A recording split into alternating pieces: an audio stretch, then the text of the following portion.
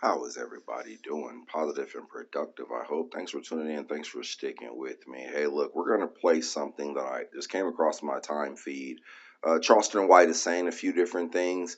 We're going to play some of it, and I want to expound upon it because I know he gets a lot of slack for a lot of different things that he says. But I know this segment right here, he was getting a lot of slack for it, or a lot, and I want to break down some of the different things that he's saying. I guess maybe from my viewpoint or from the way I see it. So let's jump into this. Having these discussions because when you look at our conditions, you look at our children, you tell me where you see hope. When the Bible says the world is coming to an end, the world is not getting better. It's getting wickeder. And what you tell me we don't even have an army to defend us. Every other ethnicity got an army, a military, a banking system. When you tell us how we gonna get better when half these people don't even know technology. So let me elaborate on those three aspects right there. He said the world is getting wickeder and wickeder. And I mean, we can see it right now. I just did a segment, I think it was last year, when Joe Biden put an LGBT flag on the White House for Easter Sunday. When we have things like Dylan Mulvaney being the spokesperson for Bud Light on Super Bowl. When we have things like, I don't want to keep going on. So you understand what I'm saying, right? And then he elaborated on, we hear the black community speak about different things like, well, we need to be a nation within a nation and we have to separate ourselves and we have to do all these different things. Well, the difference between us and a lot of other people, they are bound to their country, and their country has a military. Their country has these infrastructures, whether it may not be as good as the American military and or infrastructure, they do have it. We are bound by what the American military and infrastructure has. So therefore, we are bound by that of America. And he mentioned something very interesting. And we were talking about this in the space the other day, which he said, we don't even know technology. And this is a technological world. Like right now, more than likely, you're probably watching this on your phone, right? And majority of you are watching from an iOS, from an Apple phone, and that's fine. And for those who are watching from an Android, but how many of you know anything about coding language? Like, what code is your phone written in? Like, what operating system does your phone even have? And if you can answer that question, what programming language did they even use to write said code, right? Do you know anything about Python, Ruby on Rails? It's a little outdated and antiquated. JavaScript, style sheet, CSS style sheet, HTML, any of these different things. And if you don't know any of these different things, how are you not preparing your children and telling your children to know any of these different things? Because this is the world we live in. Like, excuse me, if you're above the age of, let's just say, 35, 40, you went from an era where people were skeptical or subjective of even writing checks, ordering things online, to now we just pay with our cell phones. Like, so think of how the world is changing in your day to day, and yet you know nothing about it. How many Bluetooth devices do you have in your home, but yet you don't even understand how Bluetooth works? Let's continue. And the world is becoming technology. Man, we ain't gonna think get it's better. going to happen overnight. They've been saying that shit since I was kids. I ain't seen it get But if better. you don't have hope for your own Well, community, I wasn't raised in the ghetto, so this is not my community. you wasn't raised. I wasn't raised in poverty in the ghetto. This is not my community. My mama told me God don't have a respect of color. Stop looking at color, because God can't see color. So I don't see niggas. I see actions. I recognize my kind by my actions. My kind don't shoot at the nigga mama house. My kind won't shoot at a nigga with his baby like Lucy did Woody. My kind don't do that. So that ain't my community. My community don't pee on the corner. They find somewhere inside to pee. So you don't feel like you have an obligation to the. And he's going to say a few more things controversial here, but why is it that when we speak of the black community, we're only speaking of the impoverished people in the black community? Why is that the representation of the black community? And whether we say it's the majority of us or not, because here's the thing, why is it when we're speaking of the black community, the reflection is that of in poverty, but then when people are speaking about crimes and different things and they say the majority is the black community, well then why isn't that a fair argument or a fair comparison? I just don't understand the dichotomy sometimes. But let's continue. Black community because you were raised. I don't give a Actually, one more thing in that last aspect, in that last segment that he said my kind wouldn't shoot at the guy's mama house, my kind wouldn't do these different things, my kind wouldn't stand outside and just pee on a corner, he's going to go in the back and find the bush or the back alley or the wall or the different things of that. My kind wouldn't, and I'm going to keep elaborating on it, my kind isn't going to just smoke weed in front of your kids, or play vulgar music while your kids are right there at the park trying to enjoy the barbecue. Like, you understand what I mean? So when we start saying my kind, are you my kind simply because we're from the same city or state? Are you my kind because we're just the same color and we went to the same school? Like, are you my kind based on your actions and what you do and how you represent yourself? Because I think honestly more people are my kind based on what they do. And just to quote a little bit from the Bible, because Jesus said it's not what goes into a man that defiles him but what comes out of him.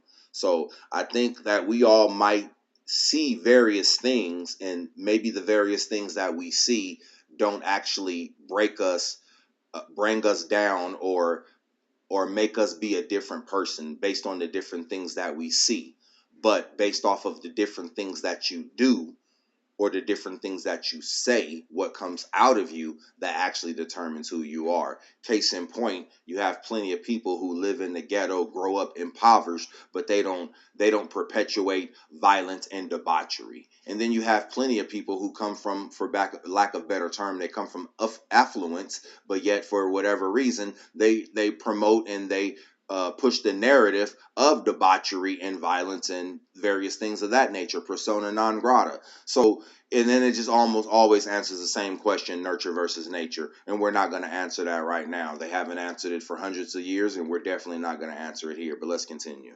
damn about the black community. The black community don't care about the black community. I care about hoes who listen. Okay. Give a fuck about no nigga. I give a fuck about nobody else's kids but mine. Because a wise man stores up an inheritance for his children's children. How many starting that right now? Fuck the community. Fuck the community. If I don't give a damn about the community. But I tried Dr. King fuck holes to help y'all, and we still ain't getting no help. That's true. But I heard you speak in the past about, you said that we could go back into slavery. We already there. If black people were to go back into slavery, you being black would go into slavery as well. No, I won't play Django, the nigga that's just saying, boss, he's tricking you. Oh, you gonna I'm gonna be a house nigga. Oh, you gonna be a house nigga? I really do. And that's really funny right there. I'm almost laughing out loud. So a few different things that he said, I guess I'll go backwards. And people say, oh, he talking about he'd be the house nigga and I'd rather be the field nigga. It's so funny that most of you guys are saying you would rather be the field nigga, but yet I won't even see you guys pick fucking strawberries or nothing for $20 an hour. I won't see you guys do roofing or nothing like that for $30 an hour. I don't see you guys doing any type of HVAC or anything outside in the elements with your hands for substantial pay. But yet you're telling me you would be the field nigga. Okay. I just tell people okay, right? So for instance though, but let's continue on what he was saying, because look, he was saying a lot of different things. And like I said, I just want to shine a little bit of light on some of the different things that he was saying, and these different things. I'm gonna go back really quickly. If black people were to go back into slavery, you being black would go into slavery as well. No, I won't play. So when he said about Dr. King, and he brought up, Dr. King's philanderous ways, and why did he bring that up? Well, he brought that up because nobody is perfect.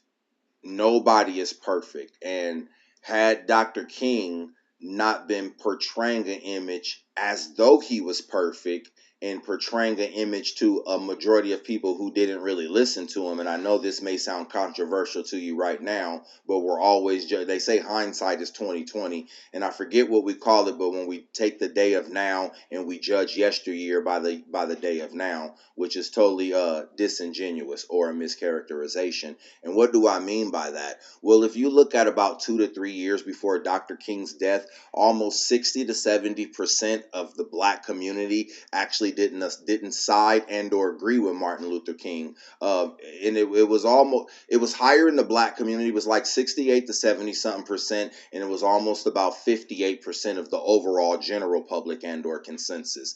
So the majority of people didn't really side with Dr. King. So had he not been wasting his pearls among swine, talking to people who were not listening to him, like Charleston said, no, I want to listen to the hoes that listen. So if you ain't listening, why the hell am I wasting my time talking to you? Since I'm out here philandering you and I got you to open your legs and give me the most of you, your best version of yourself, I might as well put you to work and tell you this game and tell you about liberation, and we do it on a microcosm while I'm out here marching and wasting my time for people who not gonna listen. Because where are we now, right?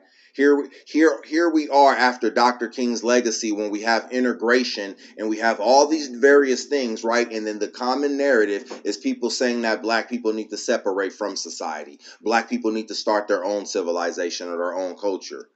But yet it was celebrated when the people in Freedom, Georgia tried to start up. My hubby wanted having these discussions.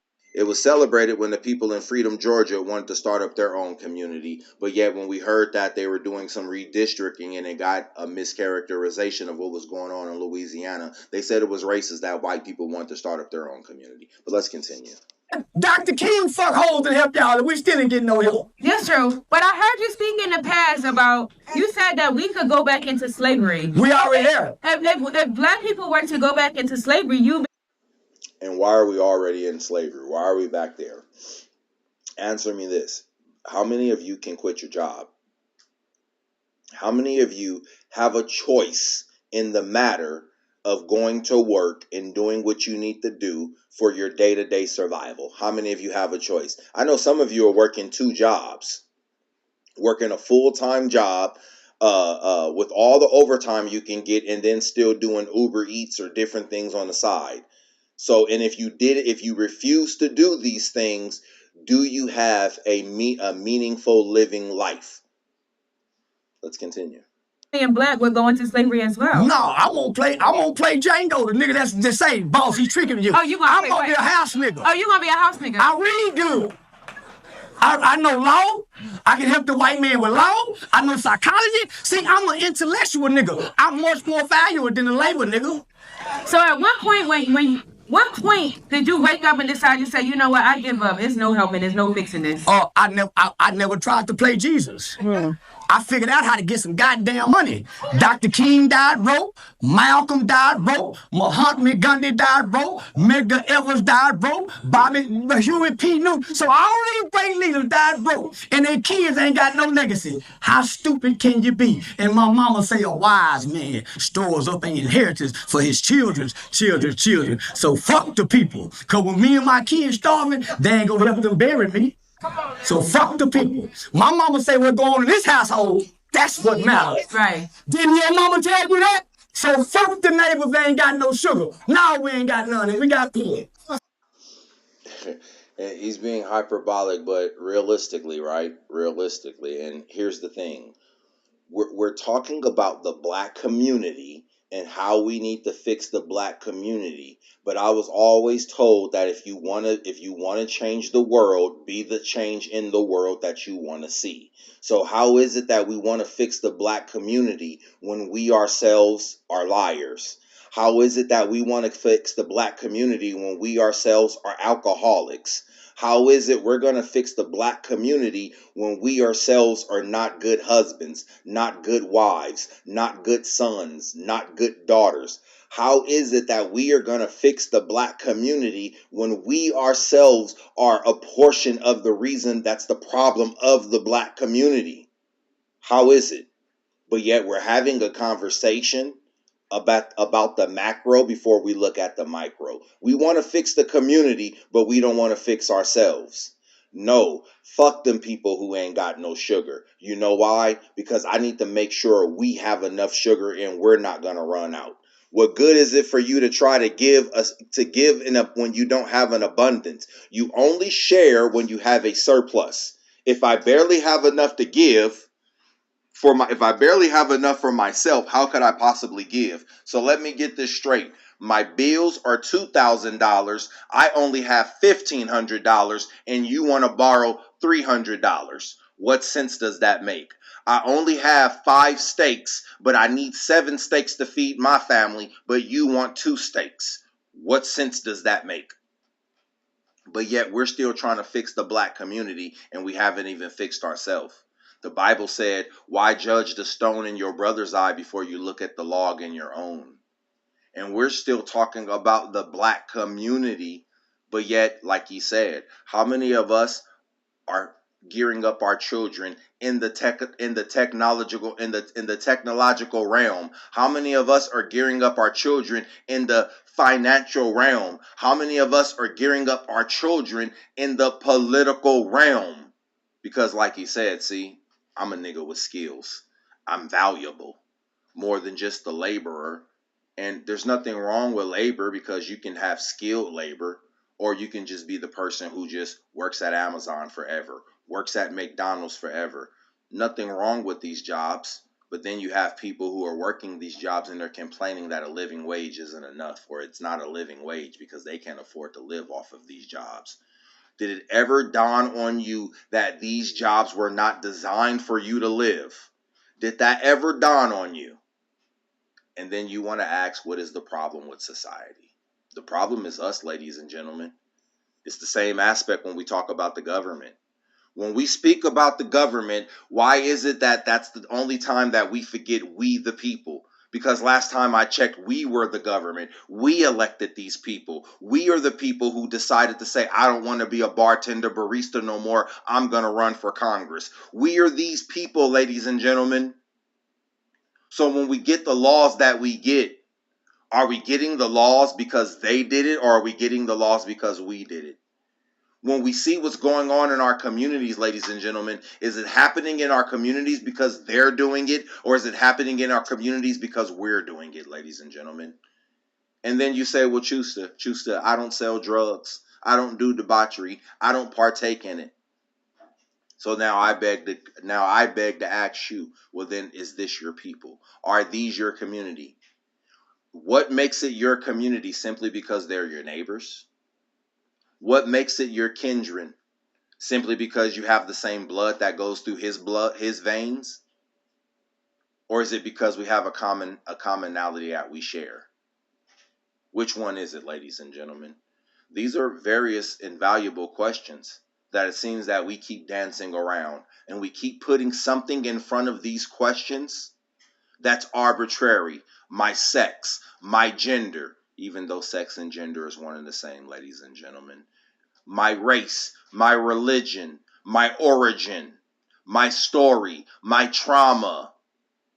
Why do you keep putting these things in front of who you are? Or is it these things define you?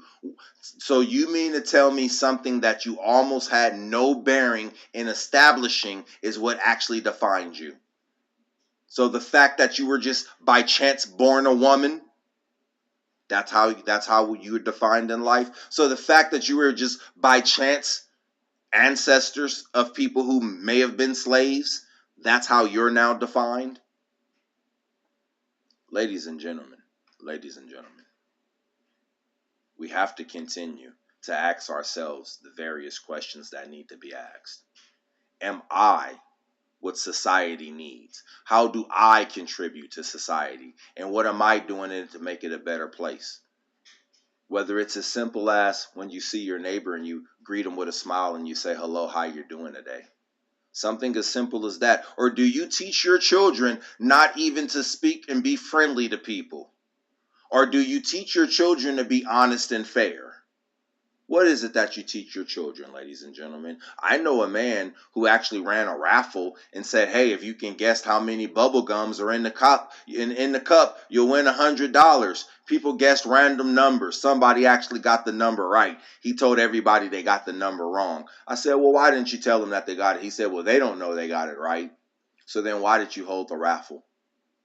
But his children were there to witness it, and he collected all the funds and the money. So his children just seen, my dad is a scammer. So I guess scamming people and lying to people for financial gain and benefit is okay, ladies and gentlemen. So now let me ask you. So now when somebody scams him and lies to him for financial gain, or lies to his son, or to his wife or his daughter, would that still be justified or okay? Ladies and gentlemen, I'm tired of the rhetorical questions. If you guys aren't subscribed, make sure you do. It's here, it's there, it's somewhere. Maybe it's on X, maybe it's on Rumble. Hopefully you're subscribed. If you haven't followed me on X, the app formerly known as Twitter, please do so. You can get exclusive content. The Rumble is coming soon. And remember, ladies and gentlemen, local elections are more important than national elections, but dollars are stronger than votes. They won't stop until we stop them. Liberation comes at a cost. Who's willing to pay for it?